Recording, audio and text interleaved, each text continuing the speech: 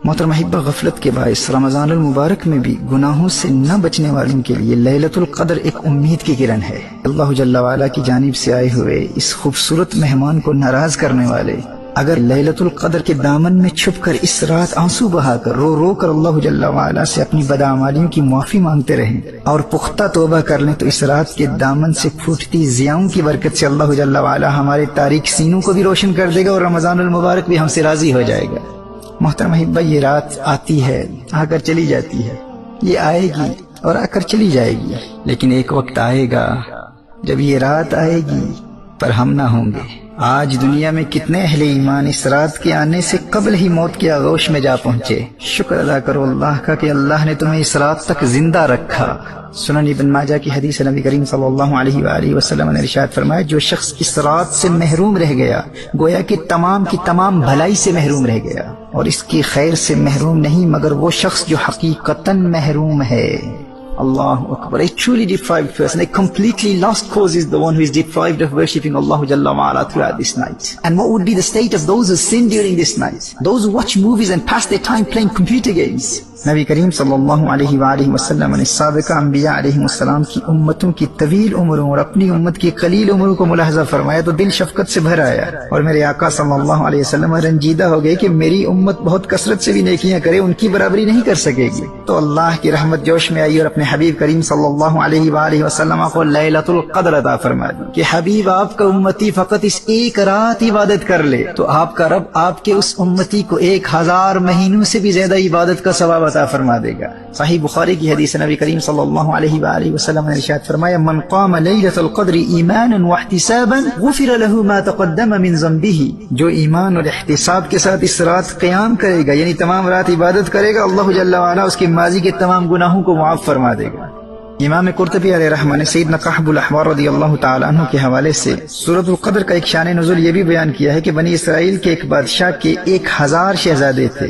وہ اپنے ہر شہزادے کو اپنے مال کے ساتھ لشکر کے لیے تیار کرتا اور جہاد کے لیے بھیجتا۔ وہ شہزادہ 1 مہینہ جہاد کرتا پھر شہید ہو جاتا، یوں 1000 مہینوں تک وہ بادشاہ اپنے ایک ایک شہزادے کو جہاد پر بھیجتا رہا، اور اس دوران خود وہ بادشاہ رات کو قیام کرتا اور دن بھر روزہ رکھتا۔ جب 1000 مہینوں میں 1000 بیٹے شہید ہو گئے تو وہ بادشاہ خود جہاد پر گیا اور خود بھی شہید ہو گیا۔ لوگوں نے کہا کہ بنی اسرائیل کے اس بادشاہ کا مرتبہ کوئی نہیں پا سکتا، تو اللہ جل وعلا نے یہ آیہ مبارکہ نازل فرمائی، لیلۃ القدر خیر من 1000 شہر، محبوب کی امت کو یہ ایک رات دی گئی ہے جو 1000 مہینوں سے بہتر ہے۔ اس رات کے جھرمٹ میں اللہ جل وعلا کی بے پناہ رحمتوں کے نزول کے دوران اللہ کی عبادت کرتے رہو، آنسو بہاتے رہو، رو رو کے اللہ جل وعلا سے معافی مانگتے رہو۔ اس منبع برکات رات کی عبادت کی برکت سے تمہیں 1000 مہینوں سے بھی زیادہ عبادت کا ثواب ملے گا، اور اس رات سے حاصل کیا گیا نور تمہاری دنیا کو بھی روشن کر دے گا اور قبر میں بھی چراغاں کر دے گا۔ لیکن دوستو یاد رکھنا، 4 لوگوں کی مغفرت اس رات کی عبادت کے باوجود بھی نہیں ہوتی۔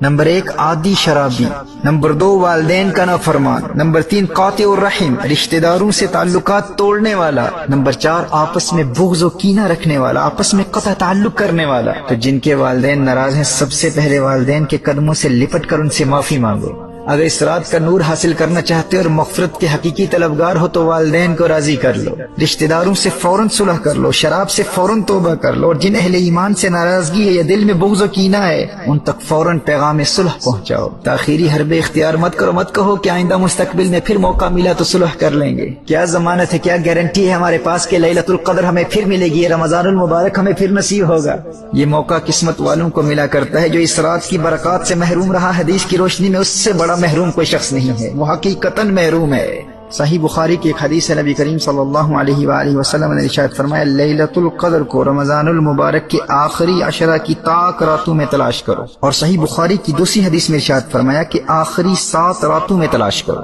اب اس رات کے تعین کے حوالے سے اگرچہ علماء مفسرین و محدثین کا اختلاف ہے، لیکن سیدنا عبداللہ ابن عمر رضی اللہ تعالی عنہما، سیدنا ابی بن کعب رضی اللہ تعالی عنہ، سیدنا الشیخ عبد القادر جیلانی رحمہ اللہ اور سیدنا بایزید بسطامی رحمہ اللہ جیسے اکابرین کی یہی رائے ہے کہ لیلۃ القدر 27ویں شب کو ہی ہے۔ تو اس رات کے معمولات، عبادات و وظائف کے حوالے سے یاد رکھیے کہ جن کے ذمہ قضا نمازیں نہیں ہیں وہ اخلاص نیت کے ساتھ مکمل یکسوئی سے کثرت سے نوافل پڑھیں۔ اگر ممکن ہو تو سورہ فاتحہ کے بعد 1 مرتبہ سورۃ القدر اور 3 مرتبہ سورہ اخلاص پڑھیں، اور ہر 2 رکعتوں کے بعد مکمل یکسوئی اور انہماک قلب کے ساتھ نبی کریم صلی اللہ علیہ وسلم کی بارگاہ میں درود و سلام کی گجرے نشاور کریں۔ اور ان چھوٹی راتوں کی وجہ سے اگر صلاۃ التسبیح نہ پڑھ سکیں تو کم از کم 2 نفل صلاۃ التوبہ ضرور پڑھیں، 2 نفل شکرانے کے پڑھیں، اور 2 نفل حفظ الایمان، پروٹیکشن آف ایمان کے لیے ضرور پڑھیں۔ اور جن کے ذمہ قضا نمازیں ہیں تو پہلے ان قضا کی گئی نمازوں سے توبہ بھی کریں، اور نوافل کے بجائے کم از کم قضا عمری کا آغاز اس رات ضرور کر لیں، اور قرآن کریم کی تلاوت کریں، کیونکہ اسی رات قرآن کریم لوح محفوظ سے آسمان دنیا پر نازل ہوا تھا، اور پھر بتدریج 23 سال کی مدت میں نبی کریم صلی اللہ علیہ وآلہ وسلم پر نازل ہوا۔